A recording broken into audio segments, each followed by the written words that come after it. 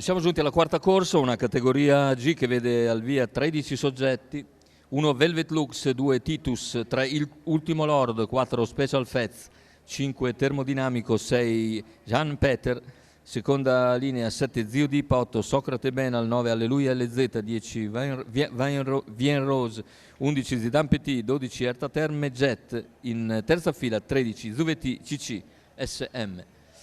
I favori in chiusura sono per Zidane Petit numero 11, Roberto Vecchione, molto giocato anche Special Fest numero 4, che scatta subito veloce e cerca di contenere Termodinamico. Special Fest in breve supera gli avversari e conquista la testa. Termodinamico cerca di accodarsi in seconda posizione, lo fa dopo 100 metri di gara.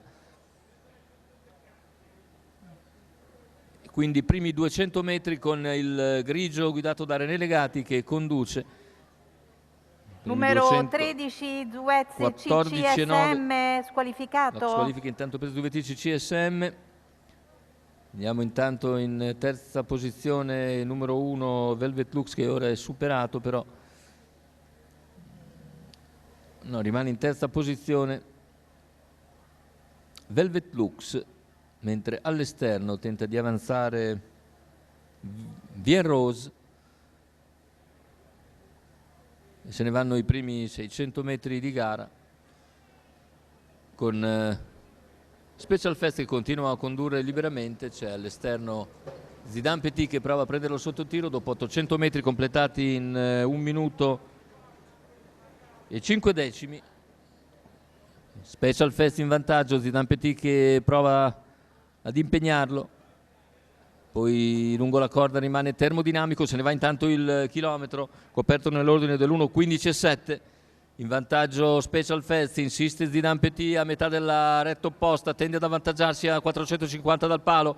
Zidane Petit in vantaggio su Special Fest, lo sopravanza al paletto dei 400 conclusivi. In terza posizione rimane Termodinamico, gli altri non riescono a progredire per il momento e siamo a metà della curva conclusiva con Zidane Petit lanciato in avanti. Special Fest rimane in seconda posizione, poi Termodinamico e quindi Velvet Lux, retta d'arrivo con Zidane Petit che nel finale si isola per vincere nettamente.